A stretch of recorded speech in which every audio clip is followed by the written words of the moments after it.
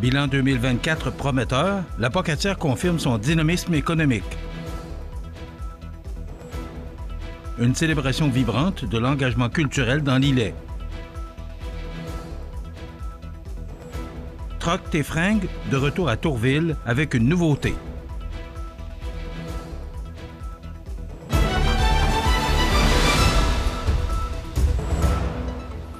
Mardi 6 mai 2025. Bonjour mesdames et messieurs et bienvenue à votre bulletin régional sur le réseau de télévision C'est ma TV. Développement économique La Pocatière, mieux connu sous l'acronyme DELP, a présenté récemment le bilan de ses activités pour l'année 2024 dans le cadre de son Assemblée générale annuelle. Un exercice qui a permis de constater le dynamisme de l'organisme et les retombées concrètes sur le territoire. L'un des faits saillants de l'année a été, sans contredit, la construction de 2 bâtiments industriels dans le parc Charles-Eugène Bouchard. L'entreprise Cardinal Multi, spécialisée dans le transport lourd et le recyclage des métaux, a choisi la Pocatière pour implanter ses activités, confirmant ainsi l'attractivité de la région. Du côté de Transport Jules Langlais, une entreprise de Saint-Onésime, un tout nouveau garage a été érigé pour servir de point de transit, consolidant davantage sa présence dans le secteur. Le directeur de DELP, Joël Bourque, voit dans ses projets la confirmation que la Pocatière s'affirme comme un véritable pôle économique. En plus d'offrir des services d'accompagnement personnalisés aux entreprises, la ville bénéficie d'une situation stratégique à proximité des grands axes routiers, tout en offrant les avantages d'un centre régional. Sur le plan résidentiel, l'organisme a aussi été très actif.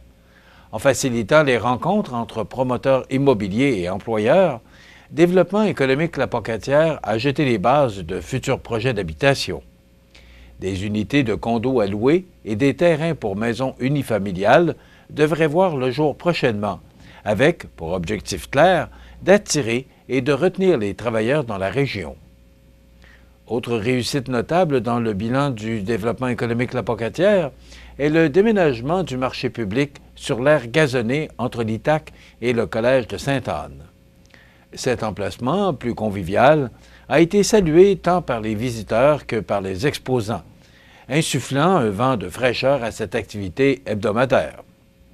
Enfin, 2 rencontres de consultation ont été tenues dans le cadre du projet de revitalisation de la 4e avenue, dont une ayant mobilisé une trentaine de commerçants. Une preuve supplémentaire de l'engagement de développement économique La Pocatière à revitaliser et animer le milieu. Le maire de La Pocatière, Vincent Bérubé, a commenté en ces termes le bilan positif du DELP. En 2024, nous avons continué à appliquer notre plan de match consistant à être à l'affût des moindres opportunités, notamment dans le marché immobilier et dans celui des services, en plus d'agir avec proactivité dans la mise en relation de promoteurs avec les opportunités, les ressources du milieu, ainsi que les besoins de nos clients et partenaires. Les projets en cours, notamment dans le secteur immobilier, nous confirment que l'on est sur la bonne voie et que le meilleur est à venir.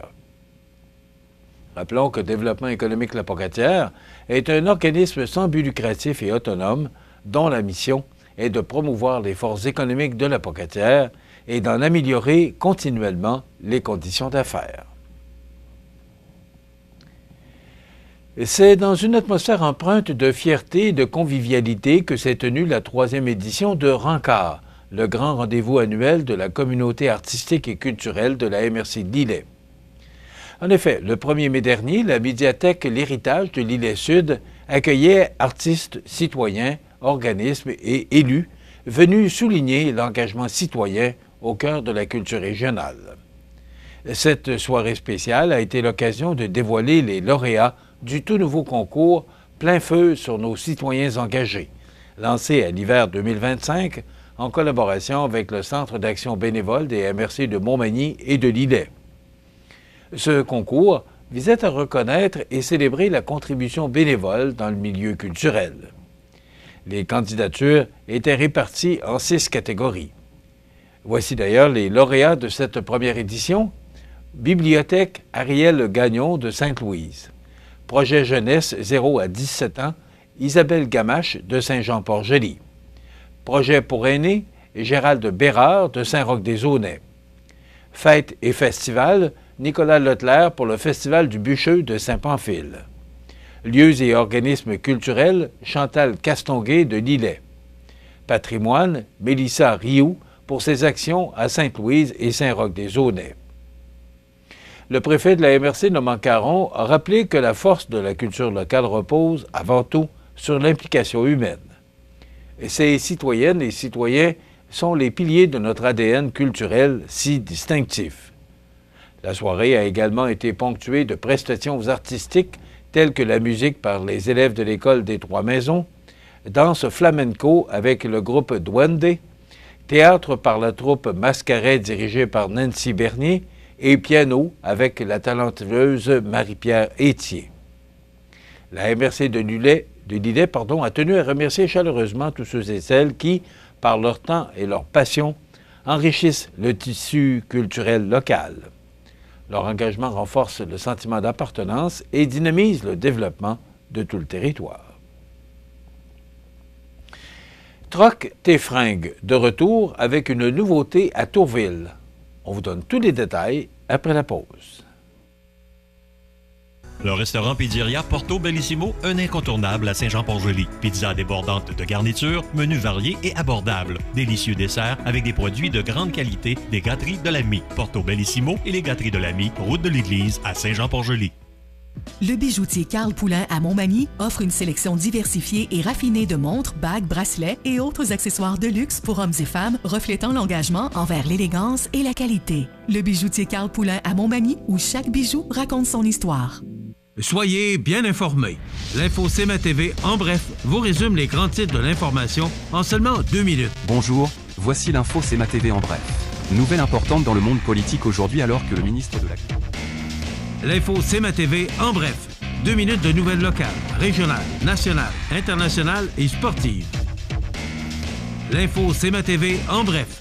Du lundi au vendredi au cmatv.ca et sur le fil Twitter X de CMA TV.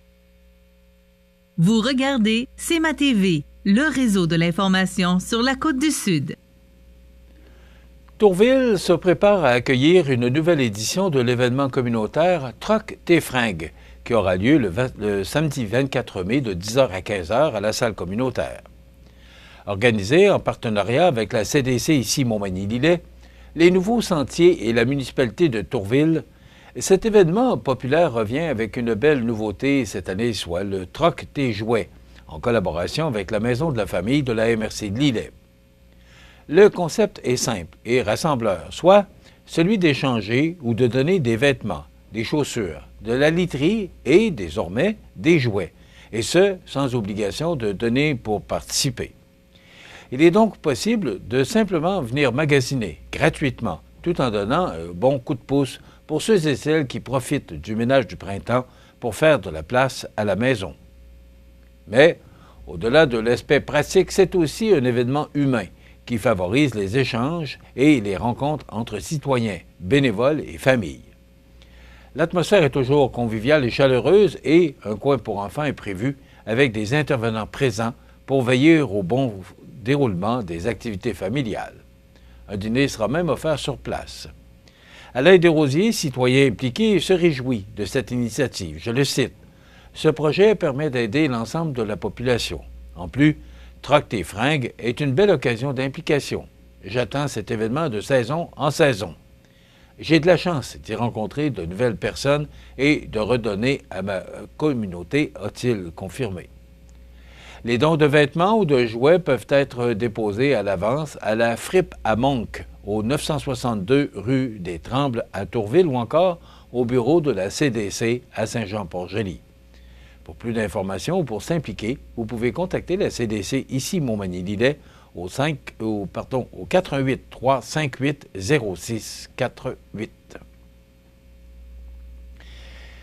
La ville de Montmagny s'apprête à vivre un moment marquant d'inclusion et de célébration.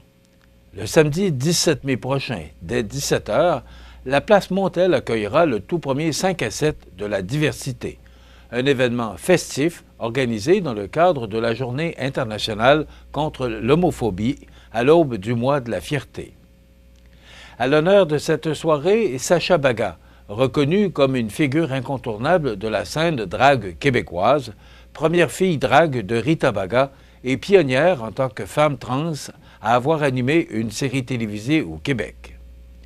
Sacha Baga offrira un spectacle-conférence haut en couleur.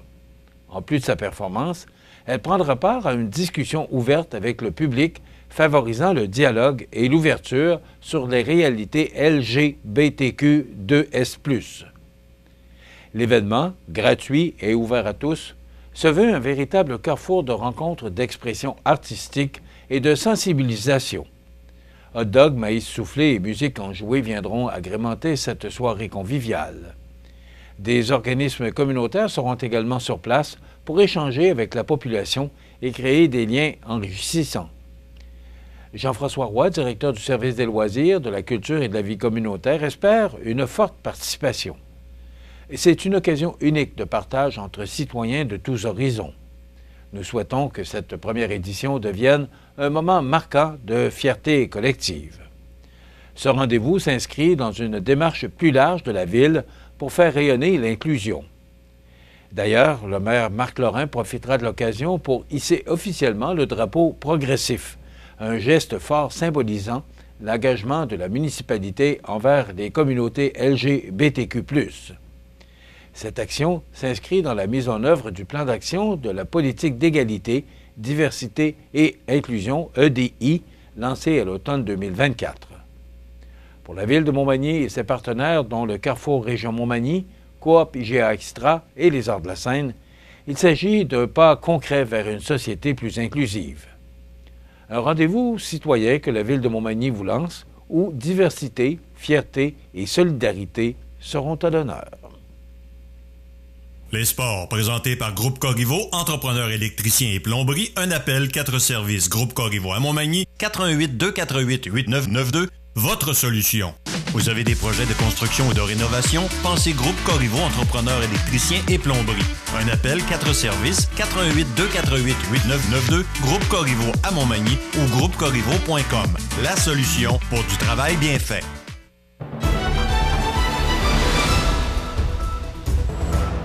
Au sport, c'est samedi dernier que se déroulait le tournoi mettant fin à la saison 2024-2025 au Boulodrome Montmagny.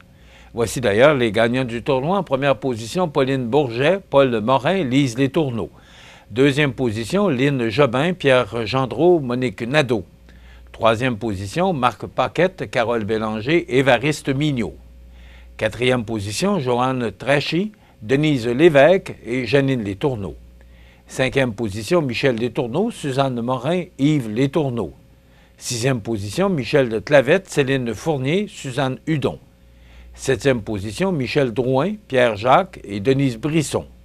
Huitième position, Jocelyne Deschaines, Pauline Gagnon, Élisabeth Lapointe. Neuvième position, Jacques Leblanc, Linda Quirion et Yvonnette Tremblay. Enfin, en dixième position, Richard Jalbert, Huguette Caron et Georges Gagné. Et rappelons également la victoire des Maple Leafs de Toronto, première victoire de cette série quart de finale qui les oppose aux Panthers de la Floride, victoire de 5-4, mais c'était le temps que le match se termine, c'était très chaud. Deuxième match à suivre là, entre Toronto et les Panthers de la Floride, et rappelons qu'il y a 3 équipes canadiennes dans les séries, avec Winnipeg, Edmonton et les Maple Leafs de Toronto. Voilà ce qui complète notre bulletin d'actualité pour aujourd'hui. Dans un moment, les prévisions de la météo. Voilà, c'est tout pour l'instant. Bonne journée, mesdames, messieurs. Pour rejoindre la salle de nouvelles de CMA-TV, nouvelles au pluriel @cmatv.ca ou encore 88 241 13 13 poste 226. Les prévisions de la météo. Une présentation de Promutuelle Côte-Sud.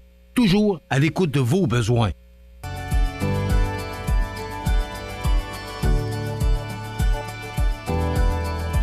Promutuelle Assurance, votre assureur local. 88 248 7940. La la la la la la la.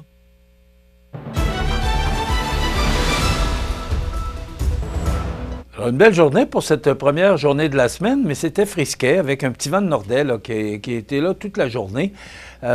là, c'est nuageux et ça va être comme ça pour les prochains jours. D'ailleurs, si on regarde l'image satellite, ben, on voit là, cette masse nuageuse. C'est un système là, qui va nous attendre d'être là jusqu'à jeudi. Du moins, c'est ce que Environnement Canada nous prédit. Et si on regarde l'image radar, ben voilà, cette zone de pluie là, qui devrait nous arriver, voilà, au cours des prochaines heures. Donc, ça se résume ainsi. Aujourd'hui, du temps généralement nuageux, 40 de probabilité d'averse cet après-midi. Les vents devenant du sud-ouest à 20 km/h ce matin avec un maximum de 15 degrés. Ce soir, la nuit prochaine, généralement nuageux avec 40 de probabilité d'averse. Des vents du sud-est de 20 km/h qui deviendront légers au cours de la soirée avec un minimum quand même confortable de 10 degrés. Demain, mercredi, généralement nuageux avec 40 de probabilité d'averse le matin. Des averses qui débutent en mi-journée. On parle même d'un risque d'orage tard en après-midi pour demain, mercredi, avec un maximum de 17. Dans la nuit de mercredi à jeudi, de la pluie intermittente, minimum de 6. Et pour jeudi, de la pluie avec un maximum vraiment sous les normales de saison, avec 7 degrés. Vendredi, ça demeure nuageux, 60 de probabilité d'averse, maximum vraiment, le ciné normal, 5 degrés, c'est frais pour la période pour cette période-ci de l'année. Pour la fin de semaine, pour l'instant, mais c'est quand même loin de nous, on parle de soleil pour samedi avec 16 degrés et du soleil pour dimanche avec un maximum de 17, mais c'est quand même loin de nous. On aura l'occasion d'en parler au cours des prochains jours. Les normales de 16 heures, c'est ainsi de l'année. Excusez-moi, 14 le jour, 2 la nuit. Le soleil s'est levé à 5h19 et se couchera à 19h59, heure avancée de l'Est. Il fait actuellement 11 degrés à l'extérieur des studios de CMA-TV. Les vents soufflent faiblement à 6 km/h de direction nord-est. L'humidité est à 78 % et la pression barométrique est à 102,6 kPa. Voilà, du temps nuageux et c'est comme ça pour le reste de la semaine et le beau temps pourrait revenir pour la fin de semaine. Maintenant, pour le programme de notre émission de ce 6 mai, dans un moment, on reçoit Karine Boutin du Havre des Femmes qui vient nous parler d'un atelier sur éducation financière. Et on reçoit Michel Gagnon, qui est président de la Légion canadienne, et Alain Gaudreault, qui sont les organisateurs des Dimanches dansants. Il y a un tournoi de golf aussi, bénéfice, là, qu'on est en voie de réaliser ou d'organiser. Donc, on va en parler plus en détail avec nos invités. Et bien sûr, la chronique La Pouponnière et l'actualité et les avis de décès en fin d'émission. C'est ce qu'on vous propose dans le cadre de cette émission Bonjour Côte du Sud du 6 mai. Je vous souhaite donc une excellente émission à notre antenne.